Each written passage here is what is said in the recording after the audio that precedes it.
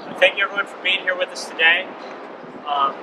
We're here to talk about the International Days of Action against Sanctions and Economic War, particularly the impact of U.S. and Western sanctions on global healthcare and the coronavirus. The past few years, U.S. sanctions have killed 40,000 people in Venezuela, primarily due to lack of access to healthcare. 4,000 people in People's Korea. They've prevented Iran from mounting an effective defense against the coronavirus by preventing access to health care, to medicine, to testing kits, and information about the virus. All around the world, U.S. sanctions against 39 countries, 1/3 of the world population, prevent access to health care and affect the most vulnerable, working and oppressed people in the world, particularly women, children, the elderly, the sick. So here today we have a large coalition of organizations to speak about this question, to raise specific issues in specific countries, and the impact of U.S. sanctions. So to start us off, I'd like to introduce Sarah Flounders from the International Action Center. Hey. The SanctionsKill campaign is an extremely important educational campaign to get people talking about what U.S. policy is in shutting down medical care, food, basic supplies to 1/3 of the world. Here we are in what is now really what they're calling a global pandemic, and we can see that U.S. corporations are not only just unprepared, it's intentional to deprive people of basic medical care right here. That's the role of Big Pharma. And they're following the same policies around developing countries around the world, how to shut down medical care, how to destroy national health programs, whether it's in Iraq or Iran or Libya or Syria, whether it's in Zimbabwe or Venezuela. In one country after another, U.S. sanctions have the intention of destroying the medical care. And that it kills, even before the coronavirus, thousands and thousands of people. It is to the benefit of the U.S. pharmaceutical and oil and banking corporations. This seizure of resources by the people of the world, and it's important that we stand up and expose this criminal role. Throughout March, there will be actions around the U.S. and around the world focusing on U.S. sanctions. We're going to continue this campaign even in a time when we're told self-quarantine, everyone look out for themselves. We got to have a collective view of this, and also a collective view of who is really responsible, who profits from the lack of medical care in this country and globally, and who is systematically destroying healthcare for personal, private profit. So SanctionsKill has vast resources on its site explaining country by country, 39 countries, 1/3 of the world, and the constant continuing threat of sanctions. Thank you. Sanctions kill. That is a fact. Sanctions are not an expression of forcing democracy on dictatorships. Sanctions are, in fact, a way of seeking regime change against countries that the United States and the West disagrees with. But not only to change the regime, but how to selectively profiteer off of sanctions. Africa, the victim of hundreds of years of colonization, struggling for development. One of the most important questions in Africa is around the question of who controls their land and their resources. In Zimbabwe, which just sought its independence that it had to fight a national liberation war for in 1980, got their independence, and now, 40 years later, the question of development has been hindered by the fact that the West is infuriated by the fact that they took their land back. But not only the fact that Zimbabwe took their land back, but the impact that that has on South Africa, Kenya, Namibia, and other African countries where land is one of the most key questions, not only to grow food, but the resources underneath it and on which they build their culture. Zimbabwe has been suffering Western sanctions for the past 20 years, the purpose of which is regime change, the purpose of which is to crush their spirit of self-determination and development. And so we are part of the SanctionsKill campaign because from Africa to Asia to Latin America, sanctions are a weapon of mass destruction.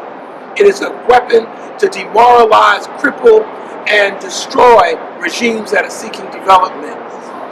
SanctionsKill is our effort to educate the people in this country and to make a demand that the foreign policy of the United States is not the foreign policy of the people. The foreign policy of the United States is one of imperialism and exploitation.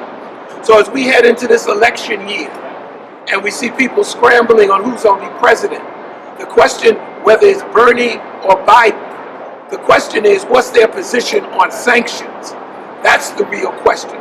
The foreign policy of the United States is killing people around the world, and in particular, one of the places that does not get focused on is Africa and the devastation that's going on in Africa. So this coalition is to bring light to the destruction of the world by Western sanctions and to let people know one simple thing: sanctions kill, and it will continue to kill until we change the foreign policy of the United States and make it a people's foreign policy.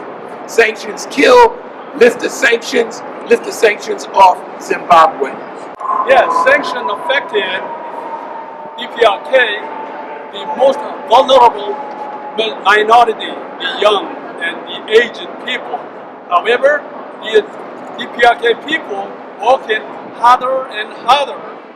They developed very unique self-efficiency economic model. They defeat U.S. sanctions. DPRK nullified U.S. sanctions, South Korean sanctions, Japanese sanctions, European sanctions, hundreds of sanctions past 70 years. U.S. should learn from past experience, their failed experience. U.S. should stop sanctions. DPRK never negotiate their sovereignty. DPRK rather pay their sacrifice. They will survive. I urge U.S. should stop sanctions and simply adopt peace policy. U.S. should sign peace treaty and engagement with North Korea. Peace in Korea is the best not only for me, for Korean people, but for U.S. citizens like you, my friends. Sanctions are an extreme form of warfare that's used to destabilize civilian populations and governments, so the United States doesn't have to send us in. Sanctions are a direct act of war against any country that they're focused on. The U.S. foreign policy is unjust and breeds insecurity for everybody. We need to chart a new relationship between the United States and the rest of the world. We must focus on just security, because there is no just security without justice. An alternative foreign policy framework tells 5 stories about a common future and 5 principal challenges we face: climate change, global poverty, nuclear weapons, terrorism, and military conflict. The U.S. must advance rather than undermine international mechanisms and institutions. We must lead by example, not by force. Global problems call for global solutions. One size does not fit all. We should support just policies because they encourage just policies here at home. We need more public involvement in global affairs, not less. Security is not just about the military. Thank you.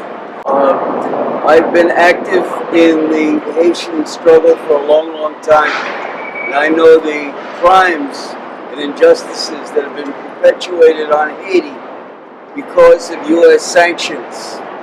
Due to a CIA coup in 1991, there was a dictatorship installed by military men on the payroll of the CIA, admittedly on the payroll.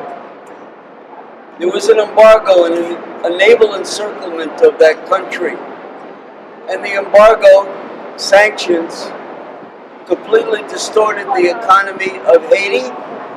And when the dictatorship fell because of U.S. aggression in Haiti and an occupation shouldered by the United Nations as a sham fig leaf cover for the United States, the economy of Haiti was changed, more in sync with the international commercial relationships, most prominently the United States.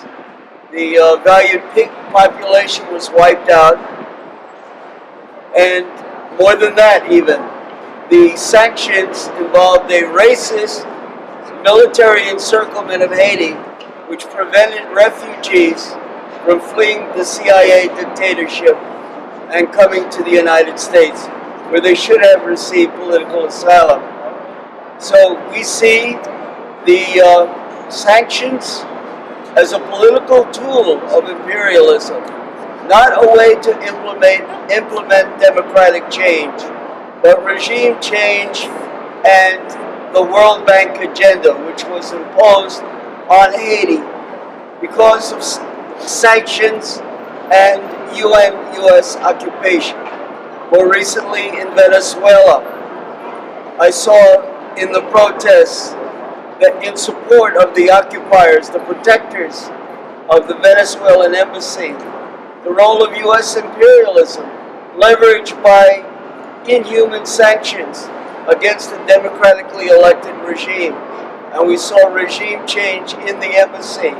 But in Venezuela, the popularly elected government there is still in place, respected by most countries in the world. So I say down with US sanctions, down with regime change. So we are standing over here and we are representing the people of conscience of New York and United States.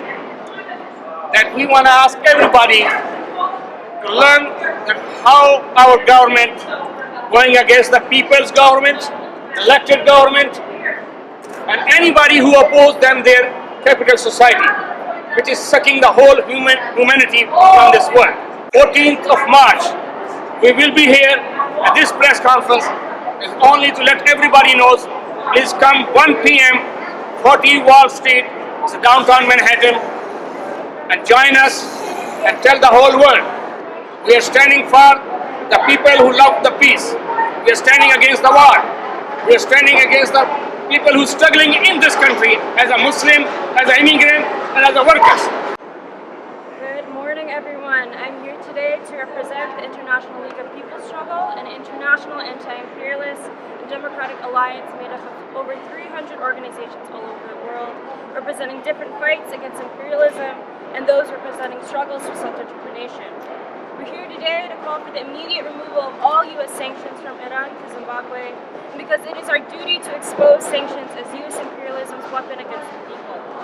Amidst economic crises across the world, the rise of fascist regimes, intensification of intervention and state repression, sanctions expose a monopoly capitalist system in decay.